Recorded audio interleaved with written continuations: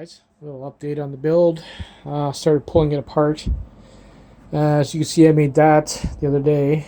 I'm hoping I can get 2 of those going. I pretty much killed the what's it, Rhino Walk bag.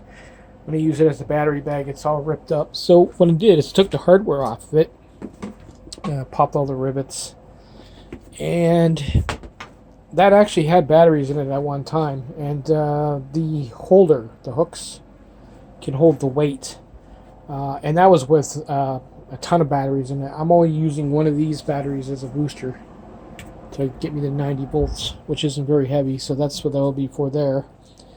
It's nice because you can pull this to unlatch it. As you can see, it's pretty much how it was on the bag. Just have to drill 2 holes. This isn't the actual final Pelican case that I'm going to be using. I'm going to be using 2 wide ones on each side. This is just for testing to see how it would turn out. Just needs 2 good screws and it's good to go. And it locks right in there. And I'm even going to take advantage of the this part here that's still in the bag. What I'm going to do is I'm going to tie that to the rack here and click it into here once I put this on, so if it ever jumps off when I'm riding, it'll dangle from the bike versus fall off and smash on the road, whatever. I'm redoing the wiring on the bike. A little bit of paint chip there. By the time I'm done, I'm totally gonna remove all the wiring. I'm gonna redo it even better than it's ever been. This is the controller I will be using. That one will be good up to 90 volts. I've already used it to that. This is the one that has Bluetooth, so it's totally adjustable. Not too sure where I'm going to put it yet. I was thinking either there, like that. That should be kind of cool. Or like that. I don't know. We'll figure it out. But there's going to be one on. There's going to be that one and a smaller one for the rear motor. This bike is not getting the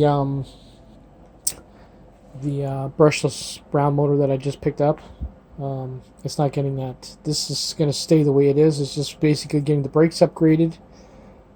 Upgrade to 90 volts, better batteries, better battery holders. I don't want anything on the deck. Everything's going to be on the rack. The front motor is going to be water cooled. This is the only way I'm going to keep this 9C cool.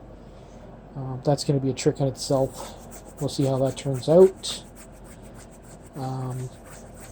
What I'm going to be doing with that other motor I just picked up is going on a beach cruiser that I'm picking up after Christmas. It's about $200, and then we'll get started on that.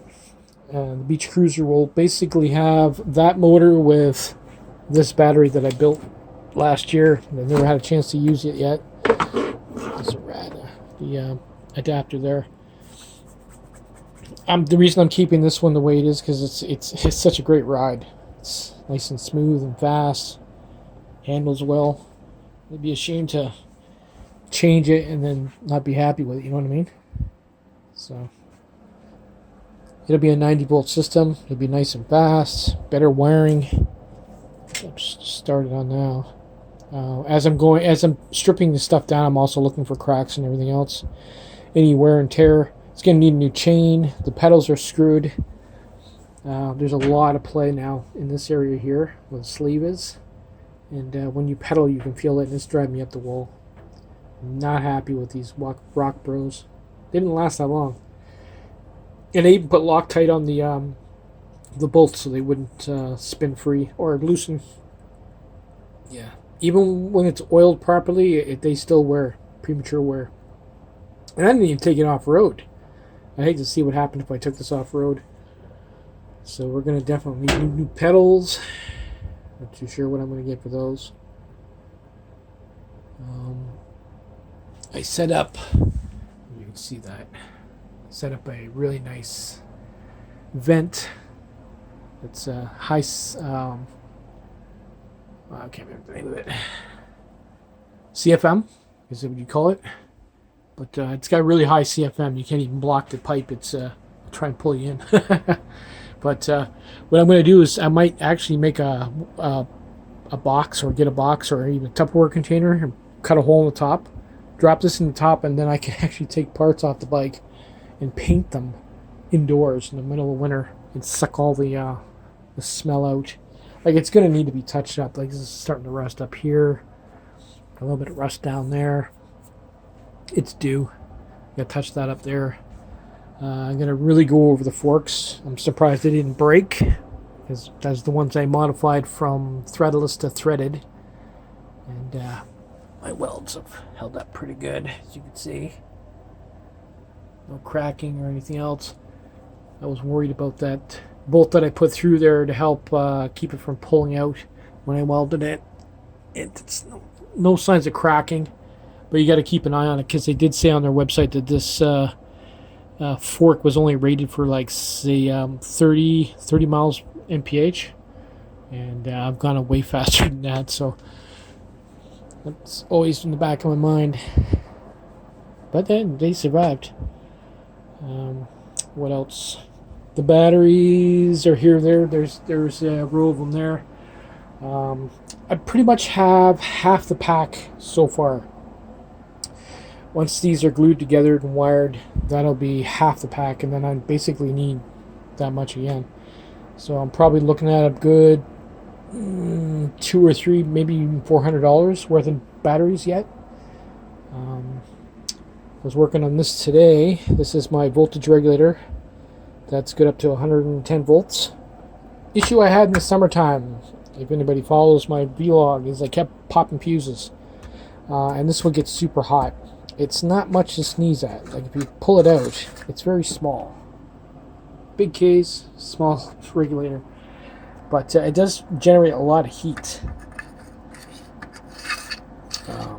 Even at idle. So what I'm going to do is glue this fan on the inside here, hook it up to the 12 volt, and this fan goes pretty good. It's a server fan. It'll be pretty loud. At least you'll know it's running, right?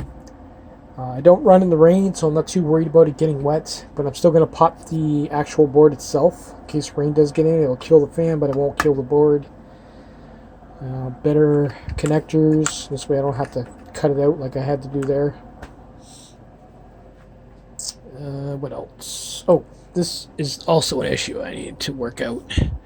This is like in the worst place when it comes to forks, because every time this fork would compress, it kept breaking the solder joints on my plugs. So what I'm going to do is cut it short and bring it down to here, where the connectors can be fastened right to the fork and they're not in constant movement. What else was I going to do? Oh, this hull plug.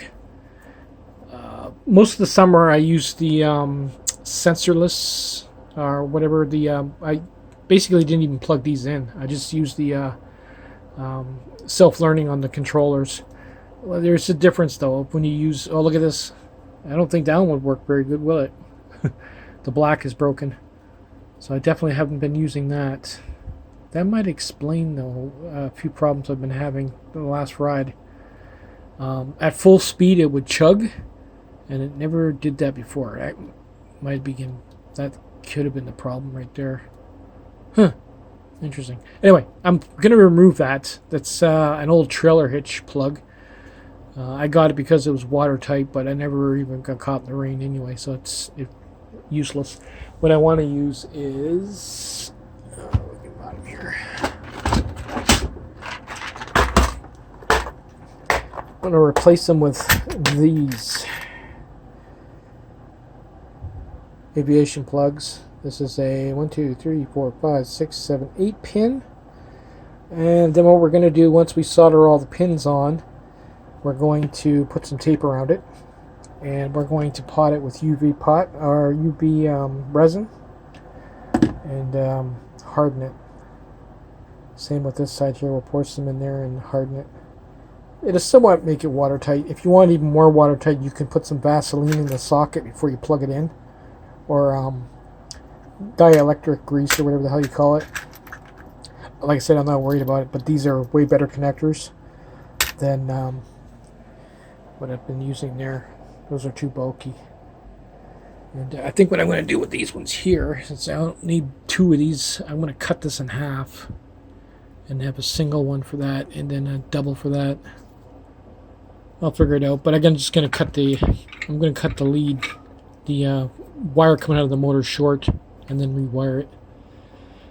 There's that. The back wheel, obviously, anybody's been following my vlog, you know that my back hub motor is a 36 volt, and it's been cooking all summer pretty much. It still works.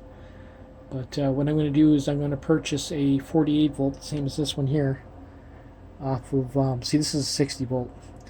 I'm going to purchase this type of motor off of Walmart, but I'm only getting the motor, and I'm going to relace that rear wheel with new spokes, or used anyway. And that'll take care of the overheating, and then I can up the controller on the back as well. This thing's going to go like a cut cat. The beach cruiser with the other motor, it's not going to be like super fast, but it's going to be fun to ride anyway. Be a fun project. But this winter I've got to shop around for 2 of these Pelican cases, but I got to make sure. I'm probably not going to do it until after I finish the battery, or I'm close to finishing it, because in this way I get a general idea of the size. I would like it where the Pelican case is deep enough where you can stand these up, and then they would be setting like that, like in a row like that, versus like that. We'll figure it out. It's going to be a change anyway from just strapping the battery to the top of the deck. The deck's also pretty beat up. It's going to have to be cleaned up and painted again. But I'm literally just started on it, so. But I noticed some people like that. That is kind of cool, and I know it'll survive. But I'm still going to use this strap on it just in case. But, I literally just started it, so I still got to check other specs. Like, is the Gentech, can that take 90 volts? I don't know. I haven't checked it yet. Yeah. Everything else is pretty much compatible. This controller, this monster controller, is 90 volts compatible because I've had that running on the other e-bikes. So, but I might have to shop around for the motor controller for the back wheel, because I don't have anything at 90 volts. Yeah, I'd rather buy it than modify one to get it to work. We'll figure it out. But like I said, I'm probably not going to start the other motor project until I get the beach cruiser. But at least we're getting this pulled apart. I'm still amazed that the thing hasn't fallen apart. Like, I literally beat the crap out of it all summer. Taking potholes and jumps. I actually did a jump. They were doing some construction on the road here, and they put some kind of metal plate on the road, and then they cemented or concreted the edges so you can just roll up onto it. And I hit it doing like 50. And I got some air on this bike. It's crazy. But I thought for sure that this would have bent or something. And it hasn't. Yeah, it's still pretty centered. It is a little bit off, but not much. Anyway, I figured I'd give you an update of what I'm doing. I'm just slowly pulling it apart and going over the wiring. There's some pretty old stuff here that's not being used anymore. Like this one here. I have no idea what that goes or where it does. I want to redo this too. Got some wires in here, like this one here. Yeah. Some of it's got to go. Anyway, take it easy, and if you're still riding in this weather, be safe. Later, guys.